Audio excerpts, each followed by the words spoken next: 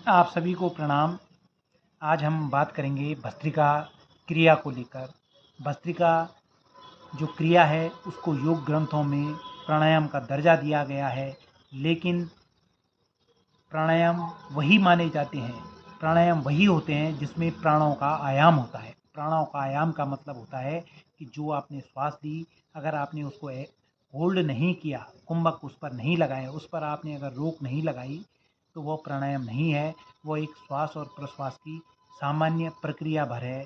तो जो भस्त्रिका क्रिया होती है उसमें केवल श्वास लेना और श्वास छोड़ना होता है। एक समान रूप से आप श्वास ले रहे होते हैं और एक समान रूप से आप श्वास छोड़ रहे होते हैं, यही भस्त्रिका क्रिया होती है।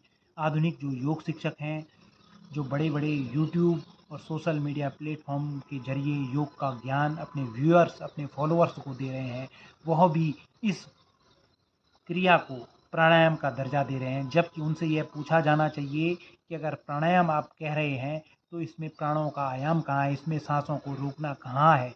अगर आप प्राणायाम ना कहें, एक शुद्धि क्रिया कहें, तो वह चल सकता है, लेकिन प्राणायाम का अगर नाम दिया जा रहा है तो उसमें रोक, उसमें कुंभक अवश्य होना चाहिए। बिना कुंभक के प्राणायाम नहीं होता है। कुंभक प्राणायाम की आत्मा मानी जाती है, बिना कुंभक के प्राणायाम नहीं होता है। अब हम भस्त्रिका का शाब्दिक अर्थ समझ लें। भस्त्रिका का अर्थ होता है धौंकनी। जिस प्रकार से लोहार के पास एक धौंकनी होती है जो समान रूप से श्वास बाहर निकालती है और श्वास बाहर फेंकती है, अर्थात एक समान रूप से कार्य करती है, उसी प्रकार से हमारा शरीर भी जब श्वास और प्रश्वास का एक समान रूप से कार्य करता है तो वह एक शुद्धि क्रिया मानी जा सकती है। तो यह जो भस्त्रिका क्रिया है, यह भी समान रूप से श्वास इसमें लेना होता है और समान रूप से इसमें श्वास छोड़ना होता है, वही भस्त्रिका है। जो लोग हाई बीपी जिनको होता है वह लोग भस्त्रिका न करें। जिनको हार्ट से संबंधित दिक्कतें हैं, जिनको हृदय से संबंधित दिक्कतें हैं, वह भी इसको न करें। गर्भवती महिलाएं इसको न करें।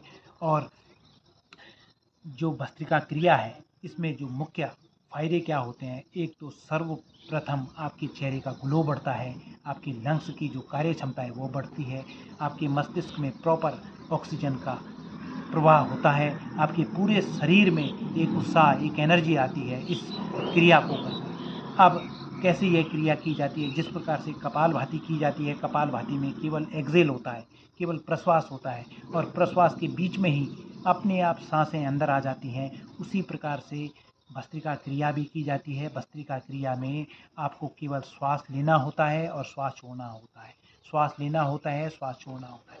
एक समान रूप से भस्त्रिका क्रिया होती है। श्वास जितना आपने लिया उतना ही आपको एक्सेल करना होता है। दोनों हाथों के माध्यम से आप यह क्रिया करते हैं और दोनों, जब आप इस क्रिया को करते हैं तो कंधों के बगल पे अपने दोनों हाथों को रखते हैं, श्वास लेते हुए आगे जाते हैं, श्वास छोड़ते हुए आप पीछे जाते हैं। तो यह क्रिया आप किस प्रकार से करेंगे, इस क्रिया को मैं अब आपको बताता हूँ। सर्वप्रथम आप दोनों हाथों को अपने कंधों के पास लेकर आएं, श्वास लेते हुए आगे आएं,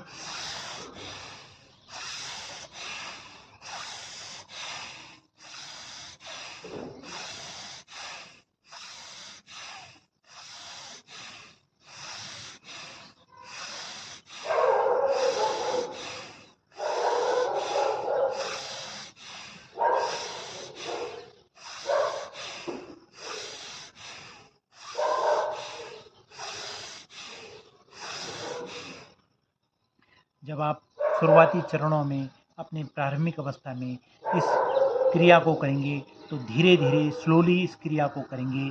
कम से कम 15 से 20 स्ट्रोक आप इस क्रिया का आरंभ में करेंगे।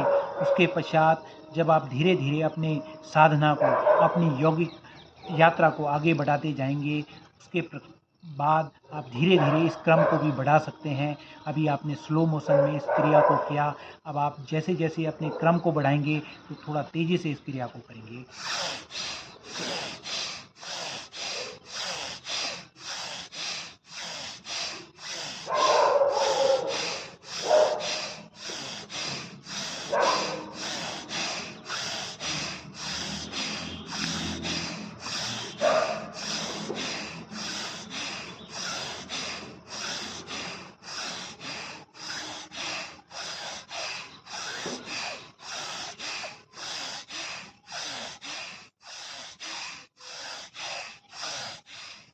इस प्रकार से यह भस्त्रिका क्रिया की जाती है।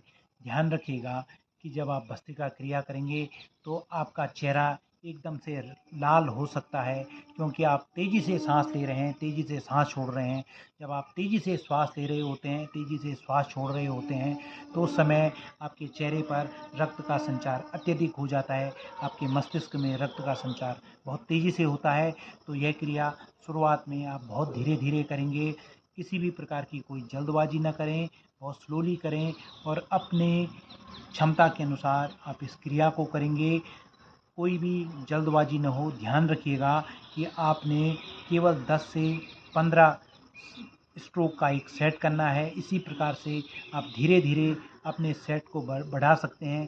शुरुआत में आप 1 से 2 सेट करें, इससे अधिक ना करें। जब आप लगातार कंटिन्यू करते जाएँगे तो उसके पश्चात आप इसको बढ़ाएँ, इसका अभ्यास बढ़ाएँ। वेट लॉस के लिए भी यह एक बहुत अच्छी क्रिया मानी जाती है और यह जो क्रिया है वह सभी उम्र के लोग कर सकते हैं, चाहे बच्चे हों, चाहे बुजुर्ग हों, चाहे मिड एज के लोग हों, चाहे लेडीज़ हों, किसी भी उम्र की लेडीज़ हों, वो सब इस क्रिया को कर सकते हैं। यही भस्त्रिका क्रिया है। इसी तरह की रोचक जानकारियों के लिए योग से संबंधित जो जानकारियाँ हैं, आप लगातार हमारे साथ जुड़े रहिए। लाइक कीजिए, सब्सक्राइब कीजिए और शेयर कीजिए और आप अवश्य कमेंट करें कि आप कौन-सा क्रिया करते हैं, आप कौन-सा प्राणायाम करते हैं। हमें अपनी क्रियाओं के बारे में जो आपका यौगिक जो आपका यात्रा है उसमें आप क्या-क्या करते हैं, आप हमें बताएँ और हम आपके लिए क्या-क्या किन-किन सब्जेक्ट पर, किन-किन मुद्दों पर, किन-किन विषयों पर, योग से संबंधित मुद्दों पर, योग से संबंधित विषयों पर हम किस-किस मुद्दे पर आपको आपकी यात्रा में आपका मार्गदर्शन करें, आप अवश्य बताएँ। धन्यवाद और प्रणाम।